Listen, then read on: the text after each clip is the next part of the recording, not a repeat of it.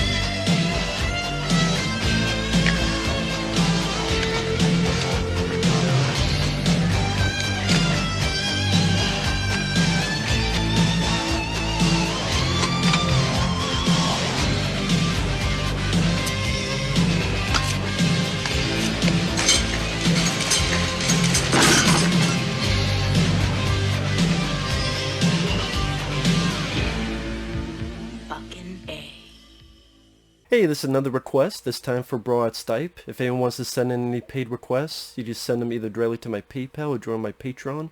Both things are down below in the info box, and it could be for pretty much any type of film. Please feel free.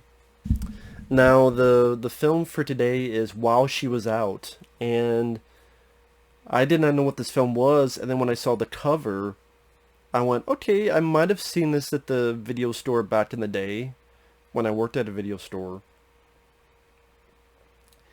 It's a film that gets a lot of crap. It has a 4.8 on IMDb, and while it is a flawed film, I don't think it's that bad. I don't think it's as bad as some people make it out to be. It's a female revenge film starring Kim Basinger. And at the very least, I like Kim Basinger's performance. It went at a very quick pace. It's only an hour and 20-some minutes. Some of the way she kills some of the people I thought was rather satisfying. I quite liked the ending of the film. And going back to Kim Basinger, I liked her as an actress. It was cool to see her in this kind of flick. And again, it has its flaws. But a 4.8, some people give it a 1 out of 10. No, I don't think it's that bad. Got so excited I kicked the damn thing.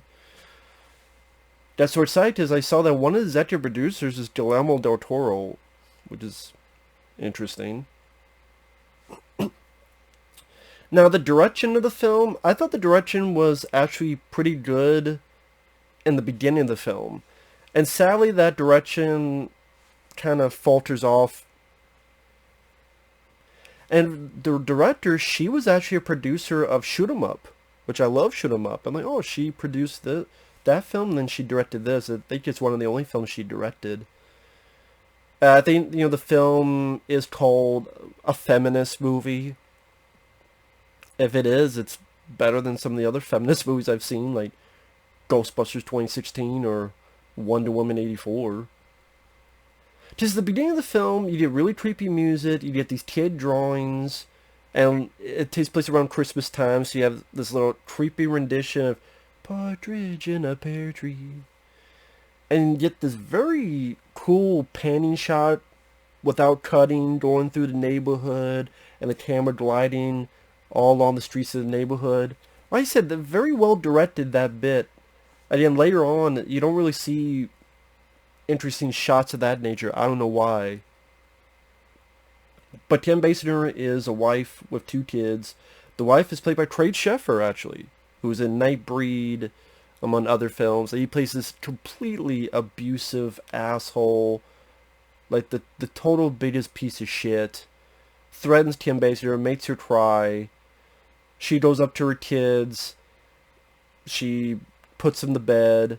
She's going to go out to the mall to get some wrapping paper, among other stuff.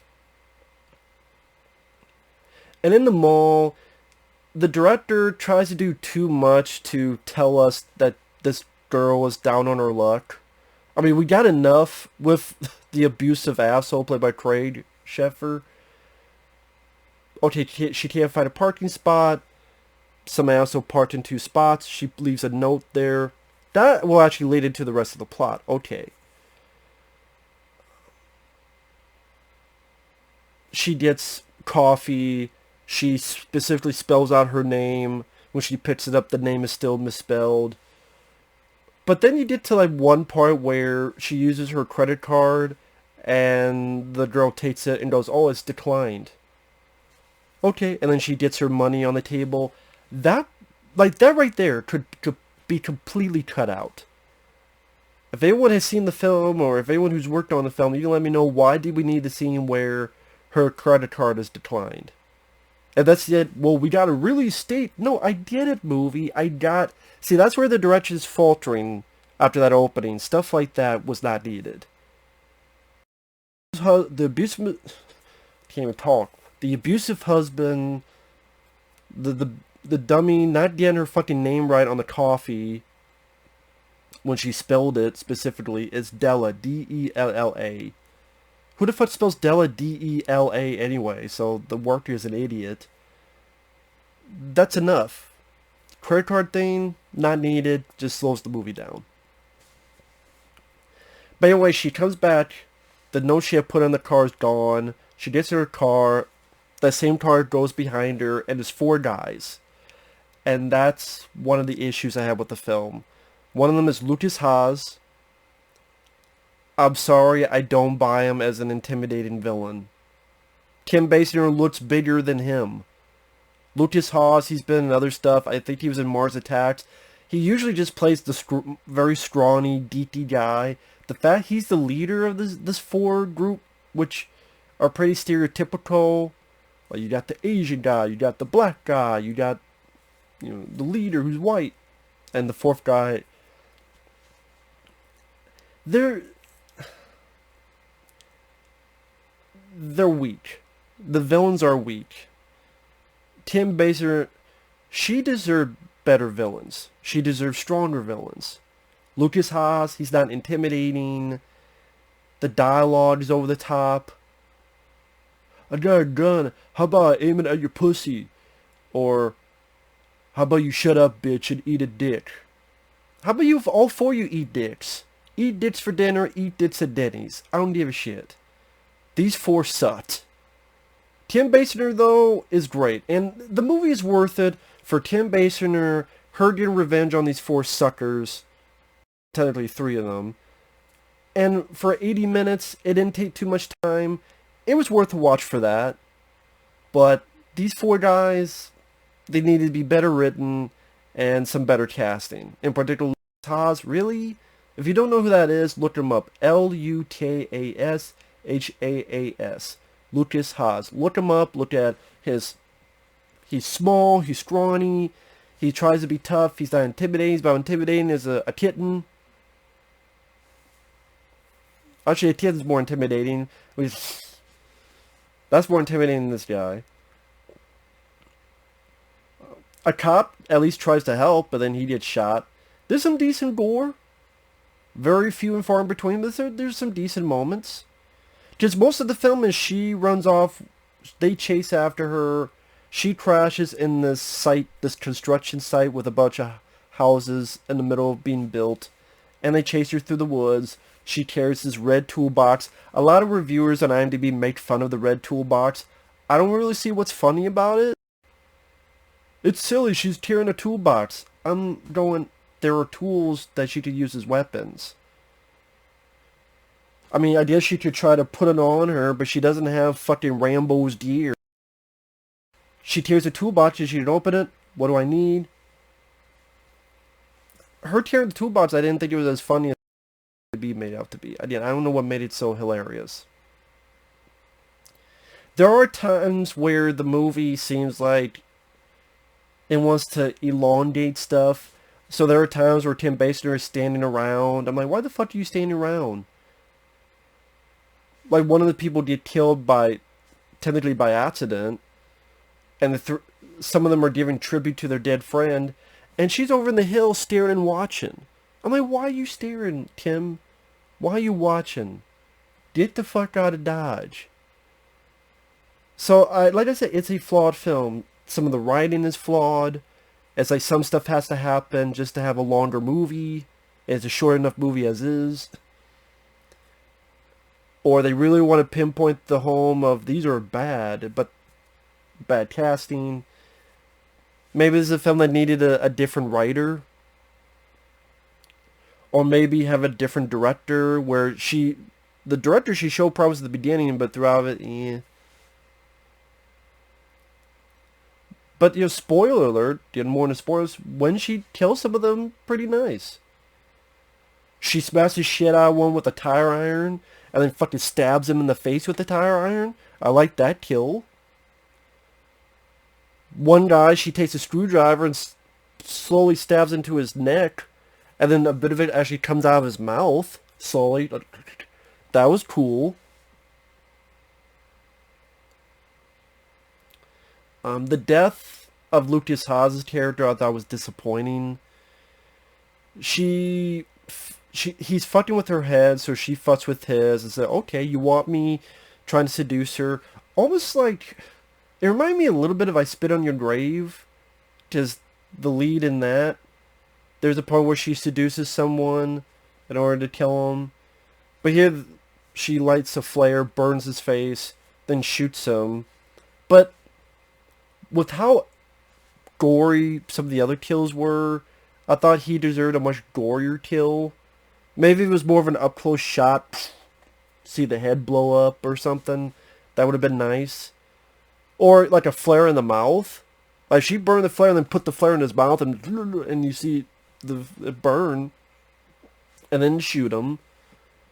I think more could have been done with that. So again, it is a flawed film. It's a fairly simple, straightforward film. Kim Basinger, I thought she did a great job. She showed her range of emotions, of getting angry, getting upset. She did a stellar job. She was easily the best actor in the movie. I thought it was worth it for Kim Basinger's performance. Again, her killing some of these guys were satisfying. Like I said, it's only like an hour and 20 minutes, so it doesn't take too much of your time, but some of the flawed writing, the villains. I like the ending. Big spoilers. She goes home. Chris Shepard's being asked, "What did you get me in the mall?" He turns and she's pointing the gun at him. Nothing. And then it cuts away, so bye-bye, Craig Sheffer. And I thought that was kind of a cool way to end the movie. Finally, she's had enough of his bullshit. Throughout this night, this ordeal, she's gained the strength to be like, fuck you. You don't eat this gun, you don't like it. For breakfast and for dinner. So, I know I'm repeating myself. I guess to sum up, Kim Basinger, good. Pacing, very short, only hour and 20 minutes, good. Some of the kills, the tire iron, the screwdriver, cool. The very last shot, cool. Worth a look for that, for me, yeah. 4.8 bad, I don't think so. Maybe a 5.1, 5.3, like, that would make more sense to me. The opening, that's the best directed portion of the movie, again. Makes me wonder, I guess technically she didn't, maybe she probably didn't direct the opening, because sometimes openings like, okay, you edit it together, or maybe that's what, maybe it was someone else that did the opening. Could very well be. So if that's the case, in the direction, mediocre. The writing very much could be improved. The villains and the comeuppance of the main villain, those are my two big issues. She should have beat the shit out of Lukas Haas, punched the shit out of him, and then maybe shoot him, or a lot more could have been done with that. Not this, I don't want to seduce him, burn with a flare, and some of the burn is like a little bit like CGI, not the best. Like, that was lame. And okay, Billy, what about you say writing? What do you mean by writing? Well, I mentioned some of the either over top dialogue at the beginning, when the bad guys first approach Kim Basinger. I got a gun, how about aim at your pussy first?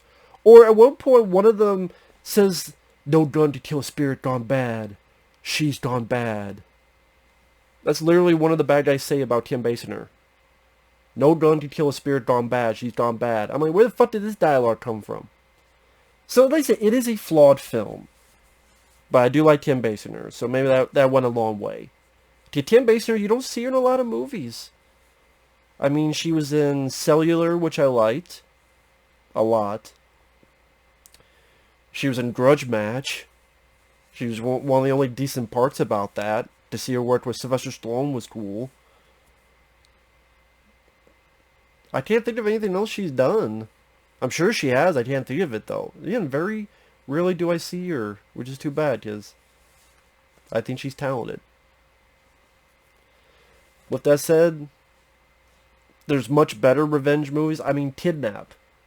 But, like, no one gives this movie praise anyway. It gets shit on. I'm like, I don't think it's that bad. I'll take this over The Brave One. With Jodie Foster, which that's a boring-ass movie. I'll take this over I Spit on Your Grave, and I Spit on Your Grave gets more... See, that's the thing, like, I Spit on Your Grave gets more... It's this cult classic. I'd rather watch this film than I Spit on Your Grave. Sorry. Yes, Bat says While She Was Out was better than I Spit on Your Grave. Sorry, that's just my opinion. And that film gets the credit. Again, it's a flawed film, but I don't think it's that bad. So with that said, thanks for watching. We'll see you guys later. Bye-bye.